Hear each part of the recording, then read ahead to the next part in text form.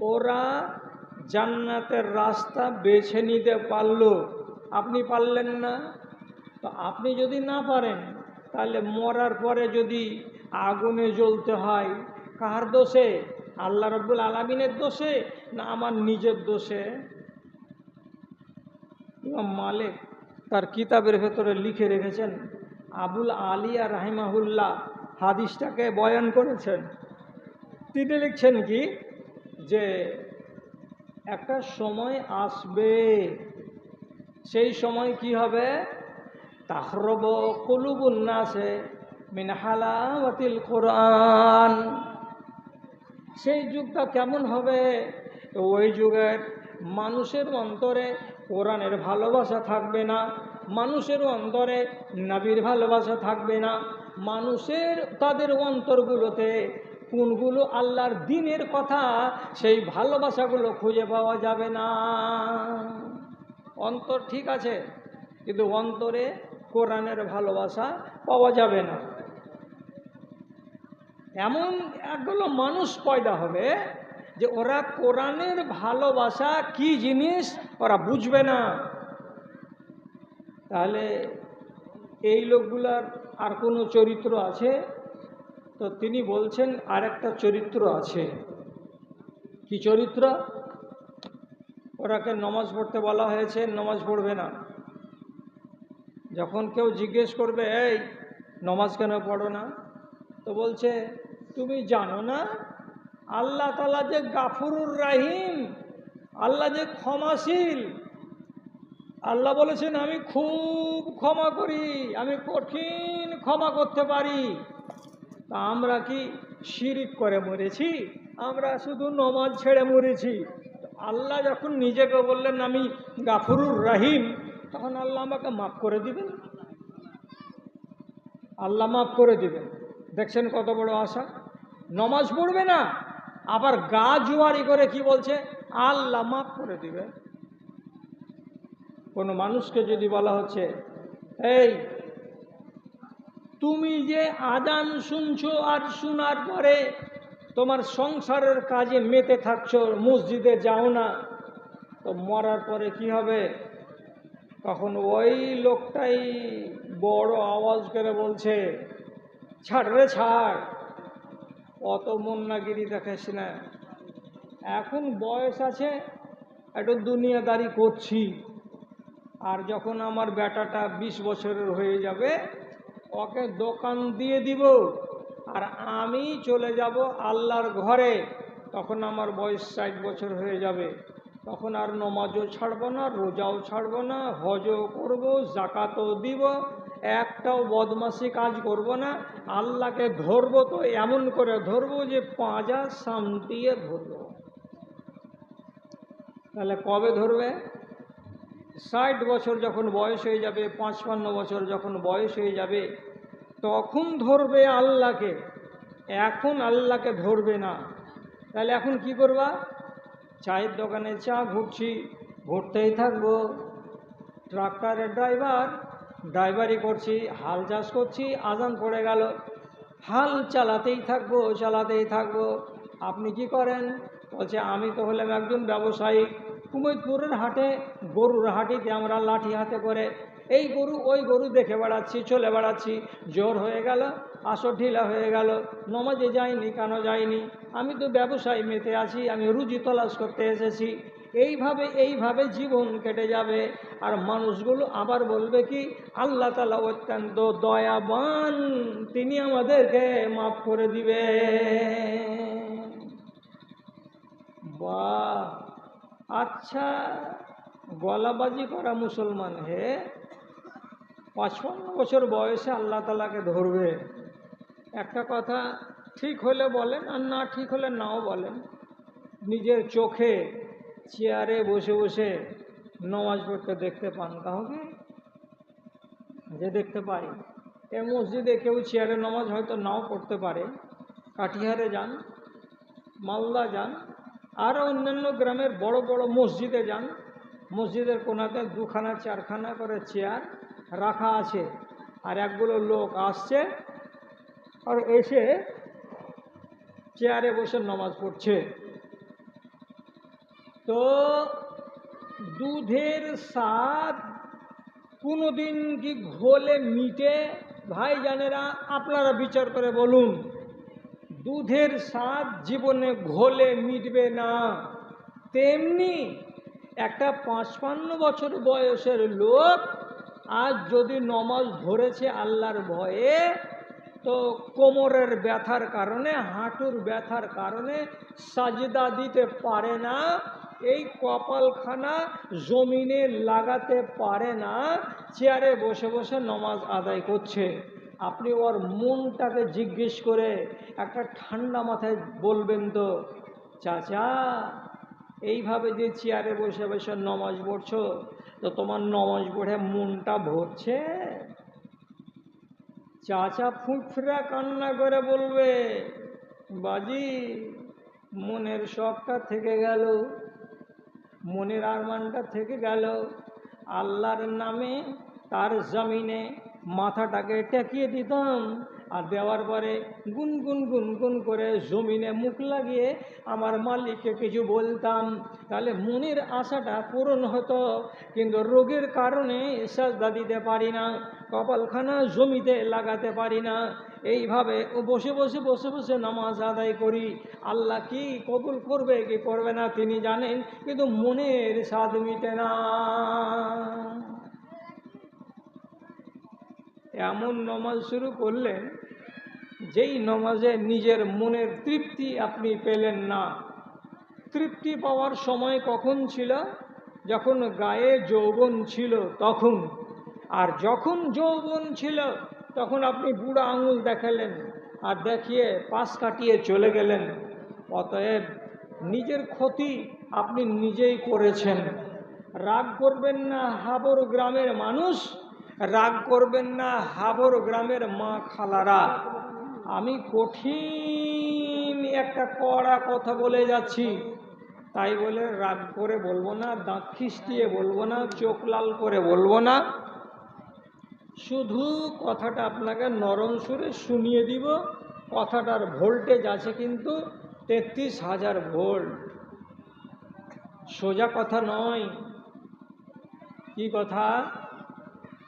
আল্লাহ তাআলা কোরআনে বলছেন, আমিলাতুন নাসিবা তাসলা নারান হামিয়া। ও মানুষেরা, তোমরা এমন কিছু আমল করবে যে আমলগুলো করতে গিয়ে তোমাদের ঘাম ঝরবে, তোমাদের ক্লান্তি লাগবে, তোমাদের কষ্ট হবে, আর তোমরা কষ্ট করে সেই কাজগুলোকে আঞ্জাম দেবে। কিন্তু ঘাম ঝরিয়ে ঝরিয়ে যে কাজগুলো করলে, এই কাজগুলো কিয়ামতের দিন তোমাকে আল্লাহর জাহান্নামে নিয়ে যাবে, তোমাকে এই কাজগুলো আল্লাহর জান্নাতে নিয়ে যাবে না, হয়ে যাবে। এটা একটা মা কি দেখে সহ্য করতে পারবে? বলো তো, তোমরা বলো তো। সমস্ত সাহাবায়ে কেরাম বলছেন, না আল্লাহ পাকের রাসূল, জীবনে কোনো দিন একটা মা নিজের কোলের বাচ্চাকে এমনি করে আগুনে ফেলে দিতে পারে না। তখন রাসূলুল্লাহ এবার কাজের কথাটা ওদেরকে শুনিয়ে দিলেন সবাইকে। কি বলছেন? লাল্লাহু আরহামু বিইবাদিহি মিনহা। ওরে আমার উম্মতিরা শুনো রে, এই মেয়ে ছেলেটির তার বাচ্চাটার উপরে যতখানি দয়া আছে, যতখানি মায়া আছে, তার চাইতে অনেক গুণ বেশি, অনেক গুণ বেশি আমার আল্লাহর তোমাদের উপরে দয়া আছে, আমার আল্লাহর আমাদের উপরে দয়া আছে। কাজে মা যেমন নিজের বাচ্চাটাকে আগুনে ফেলে দিতে পারে না, তেমনি আমার রব নিজের বান্দাদেরকে আগুনে ফেলে দিতে পারে না। সুবহানাল্লাহ। মায়ের থেকে বেশি দরদ কার? আল্লাহর। কোথায় পেলাম? হাদিসেই আছে, 100টি দয়া মায়ার ভেতরে একটা মায়াকে আল্লাহ তাআলা সারা দুনিয়ার মানুষ জীব জন্তুর ভেতরে ভাগ করে দিয়েছেন, আর 99টি মায়াকে আল্লাহ রাব্বুল আলামিন নিজের কাছে বাঁচিয়ে রেখেছেন। তাহলে একটা মায়ার সামান্য একটু ভাগ পেয়েছে, কে? তো আমার মা আর আপনার মা। তাতে যদি মা নিজের বেটাকে আগুনে ফেলতে না পারে, তো যে আল্লাহর কাছে 99টি দয়া আছে, সে আল্লাহ আপনাকে জাহান্নামে কি করে দিতে পারে? এটা হলো বিরাট বড় প্রশ্ন। কিন্তু তারপরেও হাজার হাজার লক্ষ লক্ষ মানুষ জাহান্নামে যাবে মুসলমানদের মধ্য থেকে। আপনি বলবেন আল্লাহ দিয়ে দিল? জি না, আল্লাহ দিয়ে দিল নয়, আপনি জাহান্নামকে বাছাই করে নিলেন এই 65 বছরের জীবনে। আল্লাহ তাআলা পরিষ্কার কোরআনে বলছেন, ওয়াহাদাইনাহুন নাজদাইন, তোমার চোখের সামনে দুটো রাস্তা খুলে রেখেছি। আলেম ওলামা প্রত্যেক জুমার দিন জুমার মসজিদে মিম্বারের উপরে উঠে তোমাকে জানিয়ে দেয়, এই রাস্তায় যদি চলো তো আগুন পর্যন্ত যাবে, আর এই রাস্তায় যদি চলো তো জান্নাত পর্যন্ত যাবে। কোনটা রাস্তা তোমাকে জান্নাতে নিয়ে যাবে আর কোনটা রাস্তা তোমাকে জাহান্নামে নিয়ে যাবে, এমন কথাগুলো রোজ দিন তোমাকে বলা হয়েছে। ওয়াহাদাইনাহুন নাজদাইন, তো তখন তুমি যেন জানতে পেরেছো এইটা রাস্তা জাহান্নামের দিকে যায় আর এইটা রাস্তা জান্নাতের দিকে যায়, তো তুমি কিসের জন্য জাহান্নামের দিকে যেটা রাস্তা যাবে সে রাস্তাটাতে পা বাড়ালে? ওই রাস্তায় কেন চলতে গেলে? আল্লাহ তাআলা তোমাকে নিষেধ করেছিলেন, তুমি গার জোরে আল্লাহর জাহান্নামের দিকে দৌড়ে চলে গেছো। আল্লাহ রাব্বুল আলামিন তার জন্য দায়ী নয়। আপনি বলবেন আমি কেমন করে গেলাম? যেদিকে জাহান্নাম আছে সেদিকে আমি দৌড়ালাম, এটা কি করে? তো কি করার মানে সোজা সোজা বাংলাতে বলছি, কোনো ঝামেলার কথা আপনাকে বলবো না। যেই কাজগুলো মানুষকে জাহান্নামে নিয়ে যাবে সেই কাজগুলো আল্লাহ তাআলা কোরআন মাজিদে একটা একটা একটা করে বলে দিয়েছেন। আর দিয়ে আরবের ওই বদ্যুগুলোকে বলেছেন, তোমরা যদি এই কাজ না ছাড়ো মরার পরে আগুনে জ্বলবে, তোমরা যদি এই কাজ না ছাড়ো মরার পরে তোমাকে দোজখে জ্বলতে হবে। এক এক করে রাসূলুল্লাহ তাদেরকে বুঝিয়েছেন। ওরা জাহান্নামের কিনারাতে এসে খাড়ো হয়ে গেছিল, আর 10 দিন 20 দিন 1 মাস গেলে জাহান্নামের আগুনে পড়ে যেত, মরে যেত, জ্বলে যেত, পুড়ে যেত। সেই লোকগুলোকে আল্লাহ রাব্বুল আলামিন নবী পাঠিয়ে একটা করে কথা বুঝিয়ে জাহান্নাম থেকে টেনে তুলে নিয়ে চলে আসলেন। কোরআন সে কথা স্পষ্ট করে বলছে, কুনতুম আলা শাফা হুফরাতিম মিনান নারে ফাআনকাযাকুম মিনহা, তোমরা আগুনের কিনারায় চলে গেছিলে, আল্লাহ রাব্বুল আলামিন দয়া করলেন, করার পরে তোমাদের কাছে নবী পাঠালেন, নবীর সাথে সাথে একখানা কিতাব পাঠালেন। কিতাবের কথা নবী যখন বলতে লাগলেন একটা একটা করে মানুষগুলো মেনে নিল, আর মেনে নেওয়ার পরে তারা নিজেদেরকে জাহান্নামের আগুন থেকে বাঁচিয়ে নিল। আপনি বাঁচিয়ে নেন? আপনি বাঁচিয়ে নেন না। যেই কাজ জাহান্নামে নিয়ে যাবে সে কাজ রসুল শুনিয়ে দিলেন, আর দেওয়ার পরে বলে দিলেন এর থেকে বেঁচে থাকো, তাহলে তুমি জাহান্নামে যাবে না। ওরা মেনে নিল, নিজেদেরকে জান্নাতি বানিয়ে নিল।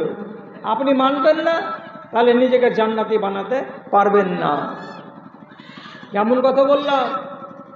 একটা জায়গায় 5 জন মেয়ে ছেলে বসেছে, আর বসার পরে রসুলের সঙ্গে ওয়াদা করে বলছে আমরা ঈমান আনছি, ঈমান আনব, আমাদেরকে কি করতে হবে সেটা কথা বলেন। তো রাসূলুল্লাহ তাদেরকে বললেন, বলো যে চুরি করব না। 5টাই মেয়ে লোক বলছে চুরি করব না। তারপরে রাসূল বলছেন, বলো যে আমরা কাউকে তোহমত লাগাবো না। না, তোহমত লাগাবো না। তারপরে রাসূল বলছেন, বলো যে তোমরা কোনোদিন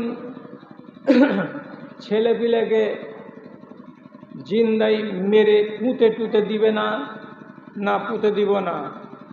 তারপরে রসুল বলছেন, বলো মেয়ে ছেলে মানুষ তোমরা তো খুব গলা চিৎকার করে করে ফাটিয়ে ফাটিয়ে কান্না করতে পারো, দাদু মরে গেলে, বাপ মরে গেলে, বেটি মরে গেলে, বেটা মরে গেলে গোটা গাঁওয়ালাকে এত করে কান্না শোনাতে পারো যে তোমার কান্নার আওয়াজ 20 মিটার 30 মিটার দূর থেকে রাস্তা দিয়ে যে চলে সেও শুনতে পাই। বলো, স্বীকার করো, তুমি এত জোরে কান্না করবে না, গাল মুছবে না, বুক চাপড়াবে না, হাই হাই করবে না, এরকম করে কাঁদবে না, বলো।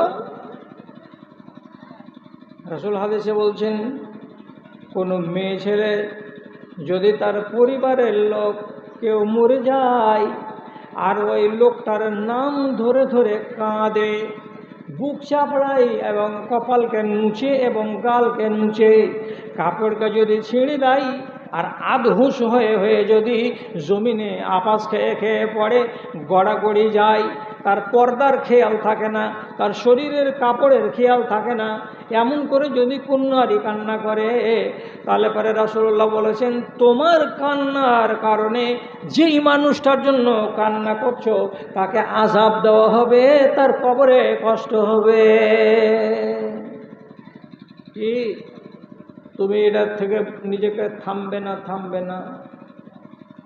বেচারারা পুরাতন যুগের মহিলা, জাহিলিয়াতের যুগের নারী, ও বলছে, জি আমি এটা তো স্বীকার করে নিব রসুল, কিন্তু একটা পাওনা বাকি আছে। যে কি পাওনা বাকি আছে? তো বলছে, আমাদের দেশের নিয়ম হলো কাউরি যদি বাপ মরে যায় তো ওদের বাড়ি আমরা 5টা 7টা মেয়ে ছেলে গিয়ে ওদের মা বোনের সঙ্গে এক জায়গাতে বসে আমরা মিলেমিশে কান্না করে আগিয়ে দিই। একাই কেঁদে শেষ করতে পারবে না ওরা, তখন আমরা কান্না করে দিই। তো আমার মা মরার দিন আমার টোলার 2টা মেয়ে লোক এসে আমাকে কেঁদে দিয়ে গেছে আমার বাড়িতে। তো ওদের যেদিন কেউ মরবে তো সেদিন ওর বাড়িতে যদি আমি না কাঁদি তো আমার পাওনাটা যে থেকে গেল। তো যতক্ষণ কাঁদন শোধ না হবে ততক্ষণ আমি এটার উপরে রসুল আমি বয়াত করব না। আগে সহ্য করি।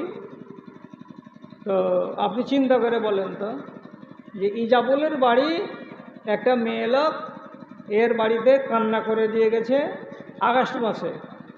এখন এজাবুলের বাড়িতে আগামী বছর মরবে কি 2 বছর পরে মরবে কি 4 বছর পরে মরবে, সেদিন গিয়ে কান্না করে দিয়ে শোধ দিবে, তারপরে রসুলের কাছে বয়াত করবে যে আর কাঁদবো না। রসুল বলছেন ঈমান ঠিক হবে না।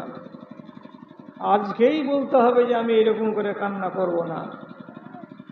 খানিকক্ষণ ভাবনা চিন্তা করার পর মহিলা বলছে, মরণের গ্যারেন্টি নাই। যেখানে সকালে মরতে পারি, দুপুরে মরতে পারি, বিকালে মরতে পারি, তাহলে আপনার হাতে হাত দিয়ে নিজের যদি রাস্তাটা জান্নাতের খুলে নিতে না পারি, তাহলে কিসের জন্য আমি হাতে হাত দিতে এলাম? কিসের জন্য আপনার সাথে বয়াত করতে এলাম? কেন বাকি থাকবে? আল্লাহ রসুল, তওবা করে নিলাম, জিন্দেগির মতো আর কান্না করতে যাব না, হাত ধরে ক্ষমা নিয়ে নিব। আর নামার পরে বলবো, ইসলামে এটা হারাম, হারাম কাজ করতে গেলে তোরও ক্ষতি হবে, আমারও ক্ষতি হবে, তোর যেন ক্ষতি না হয়, আমার যেন ক্ষতি না হয়, এই জন্য জিন্দেগির মতো তওবা করলাম, এমন করে আর কান্না করব না। তাহলে যেই মেয়ে কটা কান্না করার কারণে নিজের তকদিরে আগুন জ্বালাচ্ছিল, আল্লাহর কোরআনের কথা শুনে সেই মেয়ে কয়টা মেনে নিয়ে তারা রাস্তা বদল করে নিল, জান্নাতের দিকে চলে গেল। আজকের এগুলো কেন পারে না? কেন পারবে না?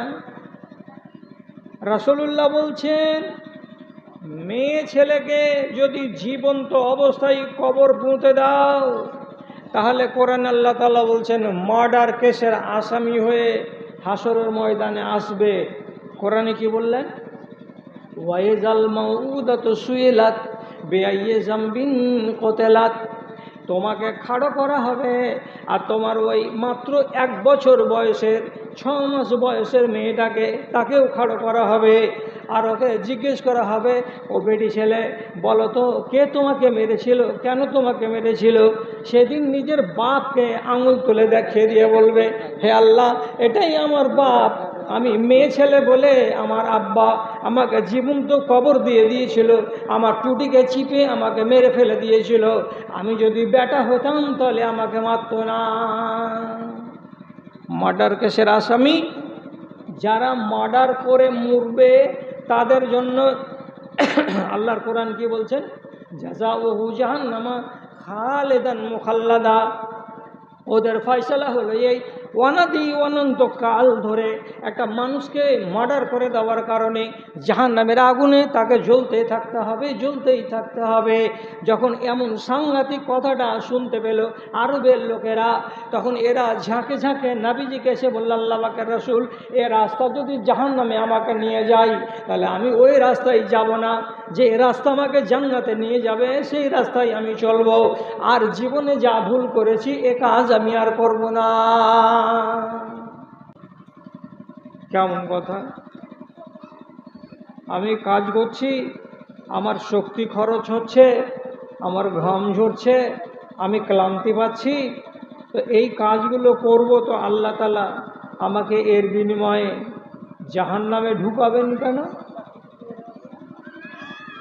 খেয়াল করে শুনেন, একটা লোক যদি বিছন ছিটায় আর মনে মনে নিয়ত করে আর বলে, বিছন ছিটালাম, ফসল হবে, এ ফসলগুলো পাখিতে খাবে, আমার সাদকা হবে। কেউ যদি 3টা মোচাকে ভেঙে নিয়ে চলে যায় চুরি করে, তাহলে সেটা আমার জন্য সাদকা হবে। যেইটি ফসলকে মেরে বাড়ি নিয়ে আসবো, ওইটির মধ্য থেকে আমার ছেলেপিলেরা খাবে, আমার বউ বাচ্চারা খাবে, এবং কিছু গরিব দুঃখী খাবে, আর কিছু আল্লাহর মাদ্রাসায় আল্লাহর মসজিদে চলে যাবে। তাহলে এমন নিয়ত করে যদি একটা মানুষ ঘাম ঝরায়, এমন নিয়ত করে একটা মানুষ যদি ক্লান্তি করে, এমন করে যদি রোদের বেলায় কষ্ট করে, তাহলে ওই মানুষটার বিছন ছিটা কাজটা হলো নেক আমল। আর এই আমলটার বিনিময়ে তার কাছে আল্লাহ রাব্বুল আলামিন 1 গাদা পুঁজি বানিয়ে দেবেন, যাতে জান্নাতের পথ সুগম হয়ে যায়। আর এই লোকটাই বিছন ছিটাচ্ছে, তখন ঘড়িতে কয়টা? 12টা বাজতে 5 মিনিট বাকি আছে। 12টা বেজে গেলে আজান পড়ে যাবে। আজান পড়ল,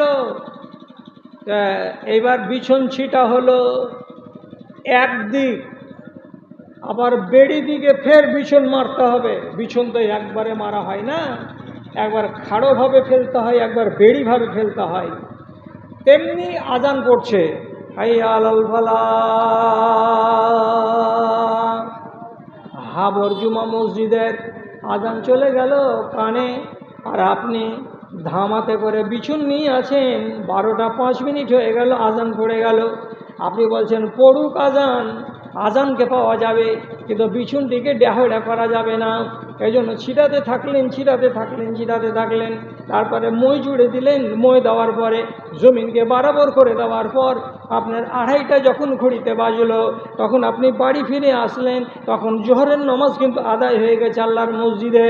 এই যে ঘাম ঝরালেন, আর এই যে কষ্ট করলেন, এই যে ক্লান্তি করলেন, এই যে শক্তি খরচ করে দিলেন, এই শক্তি খরচ করে দেওয়া কিয়ামতের দিন আপনাকে জাহান্নামে নিয়ে যাবে। এই ঘাম আপনাকে আল্লাহর জান্নাতে নিয়ে যাবে না। জি হ্যাঁ, মুর্শিদাবাদের মেয়ে ছেলেরা কাঁঠাল তলায় বসে একটা করে কুলা তো বুঝি আমরা সবাই, কুলাতে করে এতটি করে পাতা আর এতটি করে বিড়ির মশলা নিয়ে বসে আছে। বিড়ি বানাইতে আছে 10জন 15 জন মিলে। আজান পড়ে গেল, একজন বলছে আর 50টা বাঁধলে আমার 500 হয়ে যাবে। 50টার জন্য আর উঠবে না। আর একজন বলছে আমার আর 30টা যদি আমি বাঁধি তাহলে আমার 500 হয়ে যাবে। ও 30টা বাঁধার জন্য উঠে না। আর একজনের হাত একটু ঢিল আছে, ও বলছে আমাকে আরও 70টা বানাতে হবে, তাহলে আমার 500টা জুটবে। এই 70 আর 50 আর 30টা বানাবার চক্করে কুলাকে রেখে উঠতে পারে না, চালাতেই থাকলো। আজান পড়ে গেল, নমাজ হয়ে গেল, মেহনত চলতে আছে, ঘাম ঝরতে আছে, কষ্ট করতে আছে। এই কষ্টের বিনিময়ে যতটি রুজি হবে সব রুজিটি হারাম হবে। যারা যারা খাবে তাদেরও খেসারত আপনাকে ঘাড়ে নিতে হবে। এই জন্য আল্লাহ তাআলা কোরআনে বললেন আমিলাতুন নাসিবা। এদেশেরও মেয়ে ছেলে আছে এমন, শতকরা 20টা 30টা মহিলা আপনি পাবেন যারা জিন্দেগিতে কোনো দিন বেলা 11টার সময়, 11:30টার সময়, 12টার সময় গোসল করে না। কখন গোসল করে? আজান পড়বে তখন কাজ ছাড়বে, তারপরে গলি আঙনা ঝাড় দিয়ে তারপর গোসলে যাবে। গোসল করে এসে ঘরে যখন উঠবে তখন দেখতে পাবে যে তার ঘড়িতে 1:30টা বাজছে। প্রতিদিন প্রতিদিন প্রতিদিন এই রুটিন, এই রুটিন, এই রুটিন। একগুলো বউ বলবে তাড়াতাড়ি করে যদি গোসল করতে যাই তো আমার শাশুড়িরা নুচা ছিঁড়া খেয়ে নিবে আমরা। এমন কিসিনি শাশুড়ি আছে, বহু রাতের কবে 11টায় গোসল করে গে, ভাত তরকারি রান্না বান্না করে একনা ঘর থালি বাসন ধুয়ে সাফ করে তারপরে ঝাড় ঝাঁটা দিয়া তখন গোসলে যাবে। খাবি কখন? 2:30টায়। নামাজ পড়বি কখন? কিছু নামাজ হয়ে গেল। এই শাশুড়ি, আরে শ্বশুর, ভালো করে কান খুলে শুনে নিন কথা। আমি একটাও জাল কথা এখন পর্যন্ত বলিনি, আর আমি বলবো না। রাসূলুল্লাহ খন্দকের যুদ্ধের দিন আসরের নমাজটা 2 ঘন্টা দেরি হয়ে গেছিল। কি বললাম? পড়তে হবে 3টার সময়, নমাজটাকে কমপ্লিট করে নিতে হবে আসরের। কিন্তু দুশ্মনেরা খাড়ো আছে, এরা নমাজে দাঁড়ালে একসঙ্গে হামলা করে দিয়ে মুসলমানদেরকে একদম জের জবর করে দিব। এই সুযোগ নিয়ে আছে কারা? মক্কার মুশরিকরা। রাসূলুল্লাহ ভয়ে জামাত খাড়ো করতে পারছেন না। কতক্ষণ গেল বেলা? 3:30 হয়ে গেল, 4টা হয়ে গেল, 4:30 হয়ে গেল, 5টা হয়ে গেল, 5:15 হয়ে গেল। আর যদি 15 মিনিট দেরি করা যায় তাহলে সূর্যটা ডুবে যাবে, পাটে লেগে যাবে, আর টাইম বেশি থাকে না। তখন রাসূলুল্লাহ নিজেকে সামলাতে না পেরে, হায় আল্লাহ, আসরের নামাজটা ছুটিয়ে দিল কারা? তো এই মুশরিকেরা। তার জন্য রসুল এবার থামতে না পেরে বদদুয়া দিয়ে বলছেন মালা আল্লাহ কবুরাহুম ওয়া বুয়ুতাহুম নারা শাগালুনা আনি সলাতে। আল্লাহ রাব্বুল আলামিন এ জালিমদের বাড়িতে, আল্লাহ তাআলা এ জালিমদের কবরে, আল্লাহ তাআলা এই জালিমদের অন্তরে আগুন ভরে দেয়, আগুন ভরে দেয়। কবরে যেন আগুন জ্বলে যায়, ওদের বাড়িতে যেন আগুন জ্বলে যায়। কিসের জন্য বদদুয়া করলেন? শাগালুনা আনি সলাতে, আমাদেরকে টাইমের উপরে নামাজ আদায় করতে দেয় নাই। কারা? তো এই মুশরিকিন মক্কারা। একদিন টাইমকে বেটাইম করে দিয়েছিল, তার জন্য রাসূলুল্লাহ কি বলে গাল দিলেন? তোর বাড়িতে, তোর কবরে আগুন জ্বলে যা। যেই শাশুড়ি আর যেই শ্বশুর আজকের দিনে নিজের বাড়ির ছেলেদেরকে বাধ্য করে ঢিলা করে নমাজ গোসল করাতে, আর নিজের বউগুলোকে বাধ্য করে সময় গত করে গোসল করাতে, আর নমাজ পড়ার পথে বাধা হয়ে দাঁড়িয়ে যায়, এই মানুষগুলো জেনে রাখবে তাদের কবরে কি দুর্গতি হবে আর তাদের জীবনে কি দুর্গতি হবে। ভাইরা আমার, খেয়াল করে শুনুন, হযরত উমর বেড়াতে গেছেন সিরিয়াতে একটা গির্জাতে ঈসা নবীর ছবি আর মা মারিয়ামের ছবি যেখানে সেখানে ঝুলে আছে, পাথর দিয়ে তৈরি করা। আর একটা গির্জার খাদেম একটা ন্যাকড়া হাতে করে মারিয়ামের গায়ের ধুলাগুলো মুছে দিচ্ছে, আর ঈসা নবী বালক ওর গা থেকে ধুলাগুলো মুছে মুছে দিচ্ছে। কেন? ওদের আকীদা হলো কি, ঈসা নবী আল্লাহর বেটা, এর সম্মান করছি তো আল্লাহর বেটার সম্মান করছি। নাউজুবিল্লাহ। মারিয়াম নাউজুবিল্লাহ আল্লাহর বাড়িওয়ালি, মারিয়ামের ময়লা গা হাত পরিষ্কার করে দিচ্ছি, আল্লাহর বাড়িওয়ালির সম্মান করছি। এই কাজ করতে গেলে আমি নেকি পাব, আর মরার পরে আমার তকদির চমকিবে, ঈসা নবীর গা থেকে ধুলা ঝেড়ে দেব, আমার নেকি হবে, আমার তকদির চমকে যাবে মরার পরে। এই নিয়াতে মই লাগিয়ে সিঁড়ি লাগিয়ে রোদের টাইমে ঘাম ঝরিয়ে ক্লান্তি করে কষ্ট করে ধুলা ঝাড়ছে। হযরতে উমর চোখের পানি ঝরিয়ে ঝরিয়ে কাঁদলেন লোকটার সামনে। লোকটা ধুলা ঝাড়া ছেড়ে দিয়ে নিচে নেমে এসে বলছেন, ভাই কোরাইশি, আপনি আমার গির্জাতে এসে সুখের জায়গাতে চোখের পানি ঝরিয়ে কান্না করছেন কেন? কি দুঃখ হলো আপনার? হযরত উমর বলছেন, দুঃখ হলো এটাই, আল্লাহর কোরআনের আয়াত একটা মাথাতে জেগে গেল। কোরআনের আয়াতটার মানে আমার মস্তিষ্কে যখন ভেসে গেল, তোমাকে যখন দেখলাম তখন বুঝতে পারলাম, আর দেখার পরে যখন জানতে পারলাম জ্ঞান ফিরে গেল, তখনই চোখের পানি আমার নেমে এলো। কি ভাই কি বলেন তো? হযরত উমর বলছেন, আল্লাহ তাআলা কোরআনে বলেছেন, আমিলাতুন নাসিবা তাসলা নারান হামিয়া, দিনের বেলায় ঘাম ঝরিয়ে ঝরিয়ে, দিনের বেলায় শক্তি খরচ করে করে তুমি কাজ করবে, আর ওই কাজের বিনিময়ে তোমাকে আল্লাহ তাআলা জাহান্নামের আগুনে ভরে দেবে, কাজের বিনিময়ে তুমি জান্নাত পাবে না। এই কথাটা বুঝতে পারছিলাম না। আর যখন তোমাকে দেখলাম যে কাজগুলো করছো, এ কাজের মাথা নাই, কাজের মুন্ড নাই, এ কাজটা হলো ভিত্তিহীন কাজ, বেবুনিয়াদ কাজ, এ কাজে আল্লাহ তাআলা রাজি হবে না, কাজে তোমার ঘাম ছড়া বেকার হবে, তোমাকে জাহান্নামে যেতে হবে। তুমি যেমন ফালতু কাজ করছো, তেমনি আমার দেশের লোকেরাও ফালতু কাজ করে, একটা না দুটা না চারটা। ভাইজান, কতটি ওয়াজ আপনি শুনবেন যে নিজেকে ভালো করতে পারবেন? আল্লাহ পাকের নবী হযরতে ইবনে আব্বাসকে বলছেন, ইবনে আব্বাস একটা মক্ষম কথা বলছি, রাখতে পারিবা?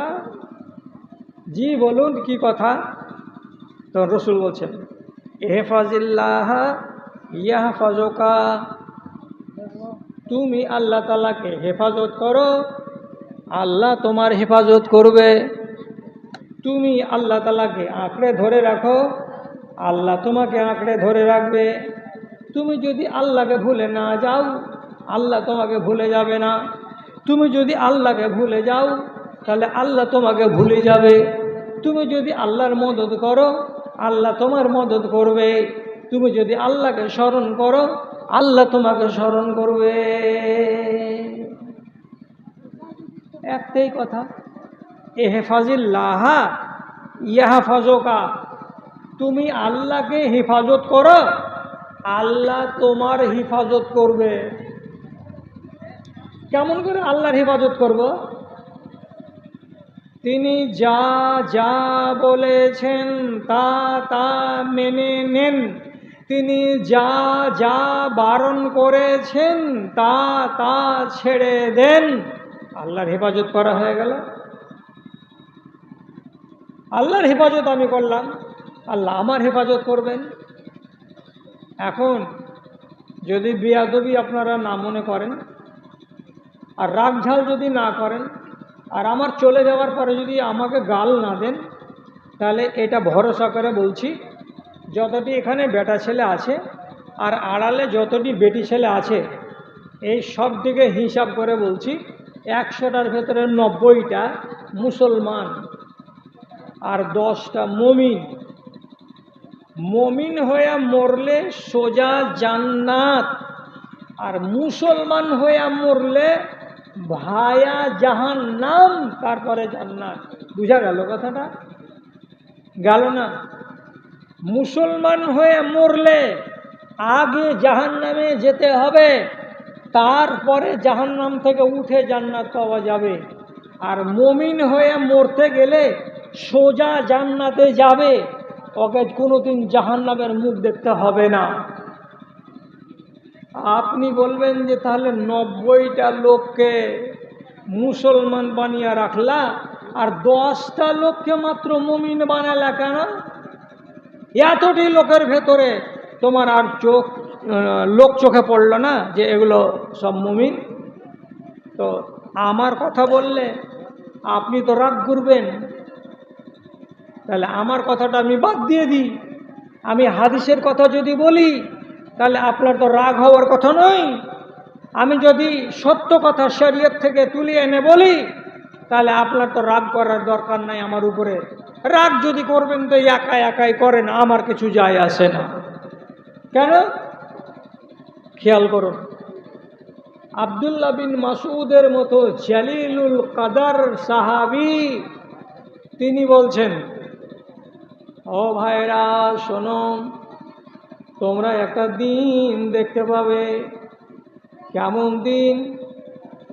মসজিদের ফজরের বেলায় 50টা লোক নমাজ পড়ে বাইরের বারান্দাতে রোডের কিনারায় সামনে দাঁড়িয়ে আছে। কয়টা লোক? 50টা লোক। কিসের নামাজ পড়ে বেরিয়েছে? ফজরের নামাজ পড়ে বেরিয়েছে।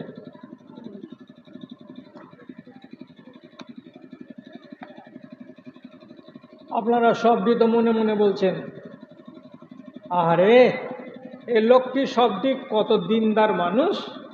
আর দেখো ফজরের আজান হয়েছে আর জামাত খাড়ো হলো 3:45-তে, আর 4টাতে জামাত শেষ হলো, আর শুয়া 5টার সময়তে নমাজ পড়ে টড়ে মসজিদের বাইরে দাঁড়িয়ে আছে। এটার নাম আমজাদ, এটার নাম জমশেদ, এটার নাম আব্দুল আজিজ, এটার নাম সোলেমান, এটার নাম রেজাউল্লাহ, এটার নাম মহিবুল্লাহ। এই মুসলমানের বাচ্চাটি ফজরের নমাজ পড়ে বাইরে দাঁড়িয়ে আছে।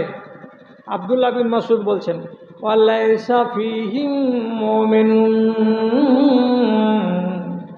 50টা লোক ফজরের নমাজ পড়ে বাইরে দাঁড়িয়ে আছে মসজিদের আগা দিকে, কিন্তু তাদের ভেতরে একটাও মুমিন নাই, একটাও মুমিন নাই, একটাও মুমিন নাই, একটাও মুমিন নাই।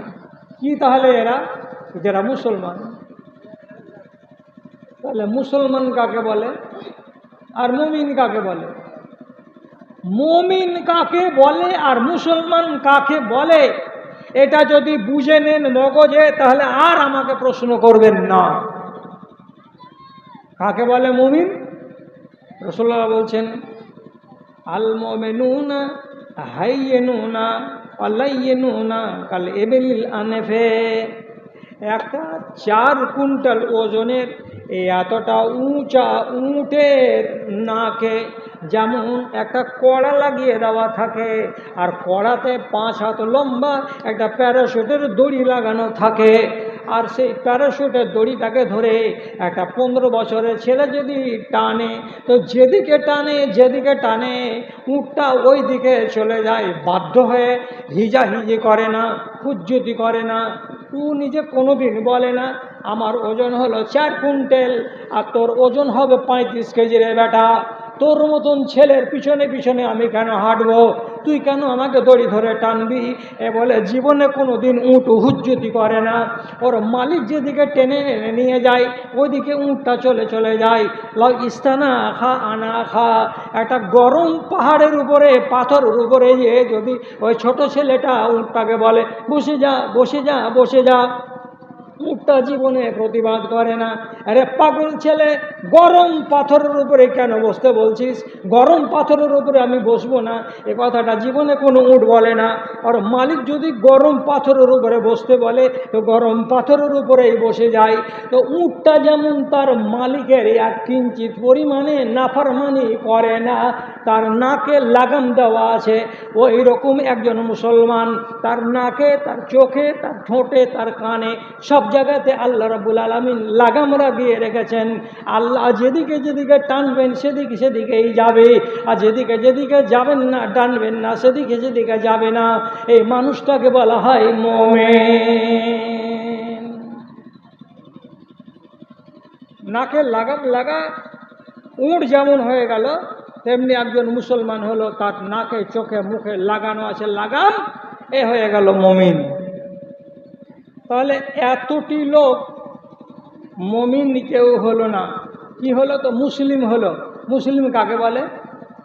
তো মুসলিম কাকে বলে সোজা তর্জমা করছে কি, এই লোকটা 5 ওয়াক্ত নামাজ পড়ে, ঠিক কথা, রমজান মাসে রোজা করে, ভালো কথা, তারাবির নামাজ পড়ে, ভালো কথা, কিন্তু কি করে লোকটা? ডিলাক্স দিয়ে পান না খেতে গেলে ওর পান হজম হবে না।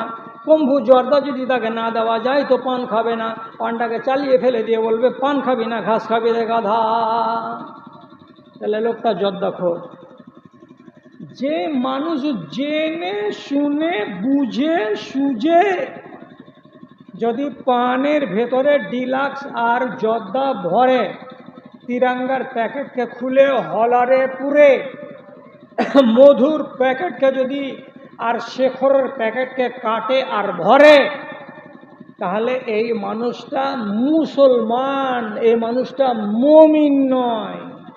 সরাসরি মরার পরে 3 ঘন্টার জন্য হলেও তাকে আগে লাল ঘরে যেতে হবে, তারপরে জান্নাতে আসতে হবে। আব্দুল্লাহ বিন মাসউদ কি বললেন?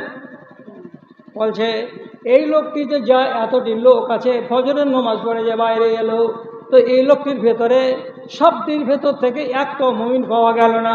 কি পাওয়া গেল? তো সবই মুসলমান। কেন মুসলমান পাওয়া গেল? তখন তিনি বলছেন এই লোকগুলোর ভেতরে এমন একটা লোক আছে, ফজরের নামাজ পড়ার পরে মানুষরা হাটে যাবে, রসুনের হাট, আর হাটে গিয়ে হারাম ব্যবসা করবে। যদি একটা মুসলমান হারাম ব্যবসায় জড়িয়ে যায় তাহলে মানুষটা মুমিন থাকে না, মুসলমান হয়ে যায়। আর একটা লোকের ভেতরে এমন দেখতে পাওয়া যাবে যে লোকটা বিয়ে করার কালে 80,000 টাকা আগে শ্বশুরের কাছে গুনে নিয়েছে, তারপরে বিবাহ করতে গেছে। তো যেই মানুষটা শ্বশুরের মালকে হালাল মনে করে নাই, নাহলে ওর বেটিকে বিয়ে করবে না, এ মানুষটা কিন্তু মুমিন নয়, এ মানুষটা হলো মুসলমান। এমন একটা বেটি ছেলে এইরকম মসজিদে যদি কেউ থেকেও থাকে, সেই মেয়ে ছেলেটি কেমন? যে নারীটা আজ পর্যন্ত পর্দা করতে শিখেনি, যদি কোনো নারী পর্দা করতে না শিখে থাকে তাহলে সেই মেয়ে ছেলেটি হলো মুসলমান, ওই মেয়ে ছেলেটি মুমিনা নয়। ওই মেয়ে ছেলেটি, যেই মেয়ে ছেলেটি পরের তাহই কে মারা গেল গ্রামের দক্ষিণ দিকে, ওটা আমার বাপ নয়, ওটা আমার চাচা নয়, ওটা আমার মাহারাম নয়, তবু ওইরকম একটা আলগা বেটা ছেলেকে দেখার জন্য গ্রামের উত্তর মাথা থেকে ড্যাং ড্যাং ড্যাং ড্যাং করে হাঁটতে হাঁটতে চলে গেল দক্ষিণ মাথা। কাকে দেখতে? তো সাবরুদ্দিন হাজি মারা গেছে তাকে দেখতেই। তো যেই বেটা ছেলেটাকে জীবন্ত অবস্থায় দেখা যায় যে নয়, মরার পরেও বেটি ছেলেটার তাকে দেখা যায় যে নয়, অথচ টোলার মেয়ে যদি এক পাড়া থেকে আর এক পাড়া চলে যায় তাকে দেখার জন্য, তাহলে জানতে হবে মেয়ে ছেলেটি মুমিন নয়, মেয়ে ছেলেটি হলো মুসলমান। কোনো নারী যদি তার টোলায় বিয়ে লাগে আর মোড়লের বেটার বিয়ে লেগেছে বলে রাত্রি 10টার সময় তার গায়ে যদি হলুদ লাগিয়ে দেয়, হলুদ লাগিয়ে তাকে গীত গেয়ে দেয়, তাকে সম্মান করে দেয়। তাহলে আল্লাহর কসম খেয়ে বলছি, নবীজি বলেছেন লা তুবাশিরুল মারাতুল মারাতা বিসাউবিন ওয়াহিদিন, কোনো একটা বেটা ছেলে আর একটা বেটা ছেলের গায়ে গা লাগিয়ে একই চাদরের তলায় ঘুমাতে পাবে না। কোনো একটা মেয়ে ছেলে সাবালিকা হয়ে যেতে গেলে একই চাদরের তলায় আর একটা মেয়ে ছেলের গায়ে গা লাগিয়ে খালি গায়ে ঘুমাতে পাবে না। কেন? গায়ে গা যদি লেগে যায় মনের ভেতরে উত্তেজনা তৈরি হবে। গায়ে যদি গা লেগে যায় বেটা ছেলেতে তাহলে কুকাজ হয়ে যাওয়ার সম্ভাবনা আছে। নারীতে যদি গায়ে গা লেগে যায় রাতের বেলায় ঘুমাতে গিয়ে, তাহলে 14 রকমের কথা মনের ভেতরে জন্ম নেবে, আর ওই কথাগুলো তাকে ফাসাদের দিকে টেনে নিয়ে চলে যাবে। এই জন্য নবীজি বলছেন গায়ের চামড়া আর একজনের চামড়ার সঙ্গে লাগাতে যাবে না। বেটা ছেলের গায়ে লাগাবে না, বেটি ছেলের গায়ে লাগাতে যাবে না। এগুলো যদি করো তো তোমার ঈমান ভালো থাকবে না। অথচ একটা সাবালিকা বেটি ছেলে, ওর ভাই নয়, ওর কাকা নয়, ওর মামু নয়, ওর দাদা নয়, কেউ নয়, একটা আজনবী বেটা ছেলের গায়ে পিঠের ভেতরে হলদি লাগিয়ে চেপে চেপে আদর করে দিল। এই বেটি ছেলেটা মুসলমান, এই বেটি ছেলেটা মুমিন বেটি ছেলে নয়। তাহলে আব্দুল্লাহ বিন মাসউদের হাদিসটাকে যখন পড়ে শুনালাম আর আপনাকে তার তর্জমা ব্যাখ্যা বুঝিয়ে দিলাম, এবার আপনি আমার সঙ্গে ঝগড়া করবেন না। কেন? আসলে আমাদের দেশে ইমানদার লোকের সংখ্যা কম আর মুসলমানের সংখ্যা আমাদের দেশে বেশি। আর যদি গায়ে আপনার তাও না লাগে, তাহলে সত্য কথা বলবো, এই কোরআন হাদিস মানা লোকের সংখ্যা আল্লাহর দুনিয়াতে কমতে কমতে কমতে কমতে আঙুলে এসে গণনাতে চলে এসেছে। কোনো বেটা শরীয়ত মানে না, কোনো বেটি শরীয়ত মানে না, কোনো বাপ শরীয়ত মানে না, কোনো মা শরীয়ত মানে না, কোনো মোড়ল শরীয়ত মানে না, কোনো সর্দার শরীয়ত মানে না, গোটা জামাত কেউ শরীয়ত মানে না। শরীয়ত মেনে চলা লোক এই দেশে আর খুঁজে পাওয়া যায় না। কাকে দেখবো? যদি ভুল ধরতে যাই তো অনেক কথা হবে। আর আপনি বলবেন মৌলী সাহেব তোমার গাঁখানে কি ফেরেশতা বাস করে, যে তুমি হাবর গাঁয়ের লোকের ভুল ধরতে এসছো? আমার গ্রামে আপনার গ্রামের থেকেও সাংঘাতিক লোক বাস করে। তাই বলে আমি বলি না, ওখানে যেমন বলছি এখানেও তেমন বলছি, আর 10টা গ্রামে গিয়ে বলছি, আর 20টা গ্রামে গিয়েও বলছি। আফসোস, কত বুঝাবো। সেই যুগের একটা মেয়ে ছেলেকে মেরে তার গা থেকে ঈমানকে ছিনিয়ে নেওয়া যায়নি। সেই যুগের একটা বেটা ছেলেকে মেরে তার পিঠকে ফাটিয়ে শরীরকে রক্তাক্ত করে দিয়ে তাকে ঈমান থেকে বিচ্যুতি করা যায়নি, ঈমান কেড়ে নেওয়া যায়নি। আর আজ এই দেশের মাটিতে মেরে লাঠি দিয়ে পিটিয়ে কোনো নারীর গায়ে ইসলাম চাপিয়ে দিতে পারি না, কোনো ছেলের গায়ে ঈমান চাপিয়ে রাখতে পারি না। ওরাকে মেরে ইসলাম থেকে দূরে করা যায়নি, আর এরাকে মেরে ইসলামের উপরে কায়েম রাখা যায় না। কত তফাৎ আসমান জমিনে, মানতে পারবেন? একদম সঠিক কথা বলছি। হযরত ওমর নিজের দরবারে বসে আছেন, একটা মেয়ে ছেলে এলো, 20-22 বছর বয়স হবে, মুখ ঢাকা, চোখ ঢাকা, মাথা ঢাকা, সারা শরীর ঢাকা, কিছু চিনা যায় না, কিছু দেখা যায় না। এইরকম হয়ে মেয়ে ছেলেটি হযরত উমরের দরবারে এসেছে। ওর গলার আওয়াজ শুনে হযরত উমর চিনে নিয়েছেন, জেনে নিয়েছেন।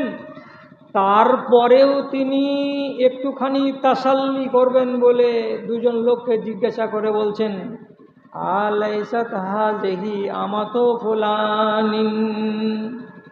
হে অমুক ভাই, এই যে সামনে মেয়ে ছেলেটা দাঁড়িয়ে আছে বোরকা পরে, মাথা ঢেকে মুখে ঢেকে, এটা কি উত্তর পাড়ার অমুক অমুক লোকটার বাড়ির দাসী, কাজের মেয়ে নয়? এটা কি অমুকের দাসী নয়? দাসী, দাসী মানে কে না বান্দি, টাকা দিয়ে যাকে কিনে নেওয়া হয়েছে একবারে, এখন নাই ওগুলো প্রথা। তো এটা কি উমুকের দাসী নয়? বলে জি, ঠিকই তো বলছেন আপনি। উত্তর পাড়ার ওই যে পাকা বাড়ি, ওই পাকা বাড়ির লোকটা যাচ্ছে রেজাউল মুন্সি, ওরই বাড়ির এটা কাজের মেয়ে, এটা দাসী। তখন হযরত তোমার মেয়েটিকে বলছেন, এই বেটি ছেলে, মাথা থেকে কাপড় নামাও, মুখ জলদি খুলো। কে তোমাকে পাওয়ার দিল মাথা ঢাকার? কে তোমাকে পাওয়ার দিল মুখ ঢাকার? জলদি করে তাড়াতাড়ি করে এক্ষুনি আমার সামনে মাথা থেকে কাপড় নামাও, মুখ থেকে কাপড় নামাও, মাথা খোলো, মুখ খোলা রাখো। আপনারা সবাই বলছেন কেমন কথা জি? একটা বেটি ছেলে মাথা ঢেকে আছে, মুখ ঢেকে আছে, তো ভালো কথা। তো হযরত উমর একে ধমকিয়ে বলছেন, পর্দা নামাও, মাথা খুলো। কেন?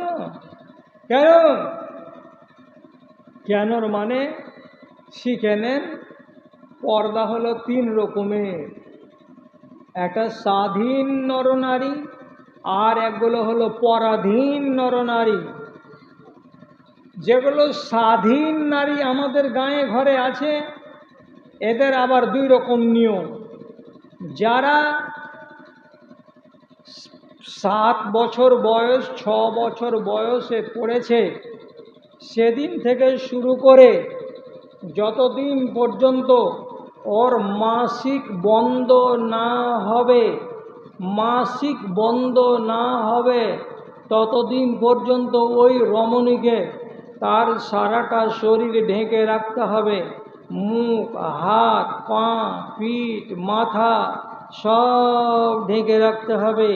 শুধু তার বাপ, দাদা, ভাই, ভাতিজা, তার বাড়ির নাবালক ছেলে বা গোলাম, এই লোক কয়টাকে বাদ দিয়ে বাকি দুনিয়ার কোনো মানুষের সামনে তার মুখ খোলা, মাথা খোলা, হাত খোলা, পা খোলা চলবে না। 1।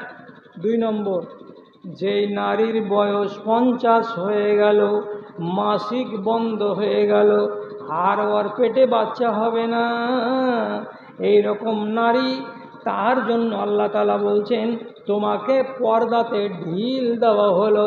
কতখানি ঢিল দেওয়া হলো? তোমার মাথার কাপড় যদি কোনো সময় খুলে যায় আর আজনাবি বেটা ছেলে যদি দেখে নেয়, তাহলে তোমার গুনাহ হবে না। তোমার পিঠ যদি খোলা থাকে আর কোনো পথচারী যদি তোমাকে দেখে নেয়, তাহলে তোমার পাপ হবে না। কেন হবে না? তোমার গায়ের যৌবনের টান নাই, তোমার গায়ের ভেতরে আকর্ষণ নাই, তোমার বয়স হয়ে গেছে, তোমার চামড়া ঝুলে গেছে, তোমার আকর্ষণ শেষ হয়ে গেছে।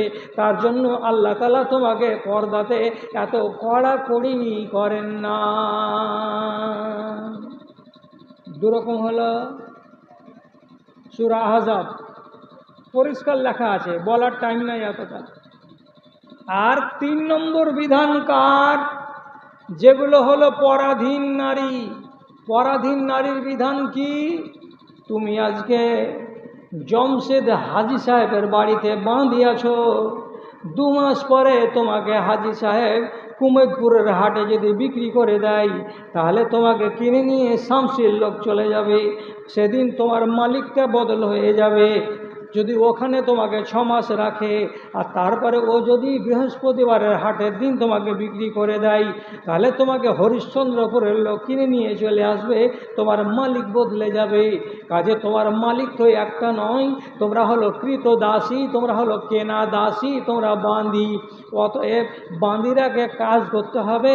আর বাঁধি যদি কাজ করে, মাথায় যদি কাপড় ঝুলে আর মুখে যদি কাপড় ঝুলে, তাহলে পরে কাজে সুবিধা হবে না, অসুবিধা হবে। আর মুখ ঢেকে থাকা আর মাথা ঢেকে থাকা কাদের অধিকার? তো যারা স্বাধীন নারী তাদের অধিকার। আর স্বাধীন নারীদের অধিকারে তোমার মতো একটা পরাধীন নারী হস্তক্ষেপ করতে পারবে না। তুমি কিসের জন্য পরের হককে ছিনিয়ে নিতে গেছো?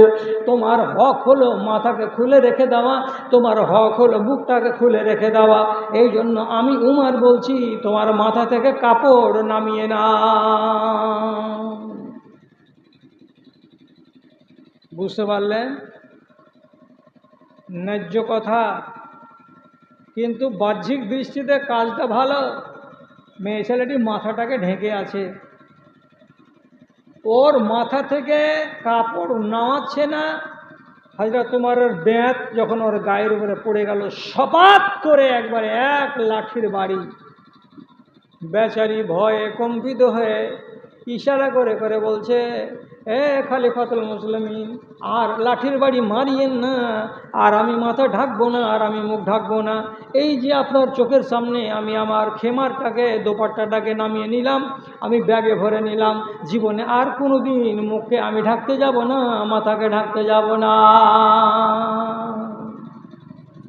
বান্দি মাথা ঢাকতে পাবে না, তবুও ধর্মকে ভালোবেসে মাথা ঢাকতে যাচ্ছে।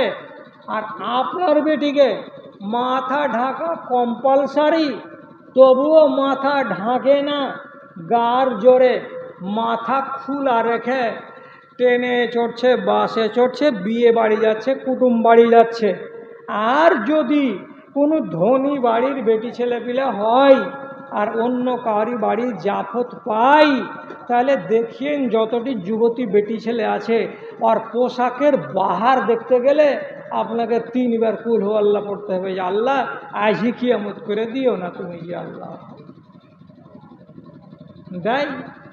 একটা বেটি ছেলে মাথায় কাপড় দেয় বিয়ে বাড়িতে, বিশেষ করে যাদের বিয়ে হয়নি, যারা 14 বছর, 12 বছর, 16 বছর বয়সের মেয়ে, একবার এইখান থেকে পার গোড়ালি পর্যন্ত ঘাগরা, এই ঝাবরা ঝুবরি ফারাক গায়ে দিয়ে যখন থামতে পারবে না, তখন এমনি করে 2 হাত দিয়ে এমনি করে ওচ্ছা করে এমনি করে ধরে নেংছে নেংছে নেংছে নেংছে হাঁটবে আর চলবে।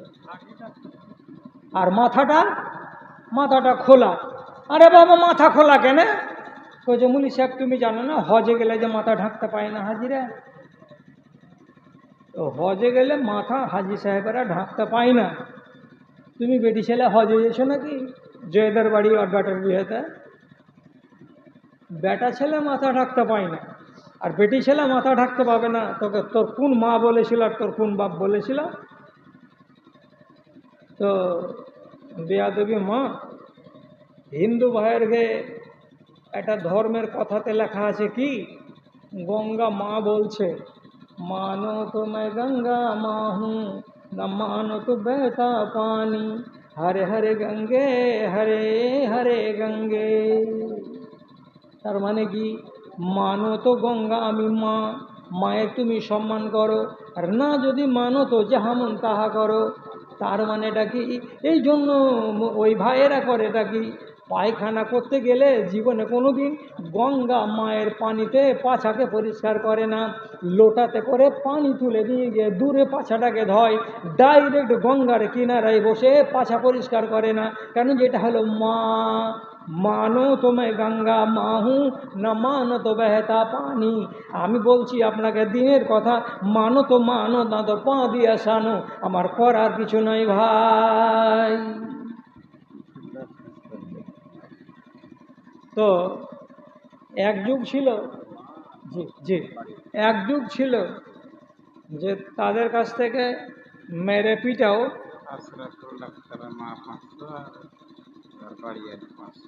আশরাফুল ডাক্তারের মা 500 আর ওর বাড়িওয়ালি 500। ডাক্তারের বাড়িওয়ালি 500, ওর মা 500 দিয়ে 1000। আর ডাক্তার কিছু করেনি? হাজি ডাক্তার সাঁজা পঞ্চায়েতের মুখিয়া মুস্তফা 2000 টাকা, কামরুল 500 টাকা, নাহরুল ঘরওয়ালি 1100 টাকা, আখতার মেম্বার 500 টাকা। এগুলো নগদ না বাকি? নগদ। আর ডাক্তার সাহেবের এখানে এসেছে আর এটা এই ডাক্তার এটা, আচ্ছা। তো ডাক্তার দিল 1000, আর মা দিল 500, আর ওর বাড়িওয়ালি দিল 500 দিয়ে এখানে টোটাল এলো 2000 টাকা। মাশাআল্লাহ।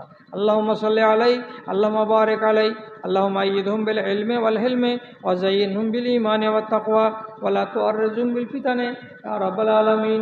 আমিন আমিন বিরহমাতিকা ইয়া আরহামার রাহিমিন। তোমার আদেশে দিন চলে যায়। দুইটা লোক আর 5,500 দেহে মিলিয়ে ঝুলিয়ে, আর দিল্লি থেকে দেহে 8,500 টাকা মুখলেস আর ইব্রাহিম এখানে 5,500, আর এইটা মুখলেশ্বর দিয়েছে 8,200, এ আছে দিল্লিতে। আর এটা কি ইব্রাহিম এক্সট্রা 500 টাকা। আচ্ছা আলহামদুলিল্লাহ। এই সমস্ত ছেলেপিলেগুলো বিদেশের মাটিতে কাজ করে, আপনাদের গ্রামের ছেলে, ওরা বিভিন্ন জায়গায় বিভিন্ন সংস্থায় কাজ করে যাচ্ছে। মোহাম্মদ ইরফান 500 টাকা। আচ্ছা আচ্ছা, মাশাআল্লাহ।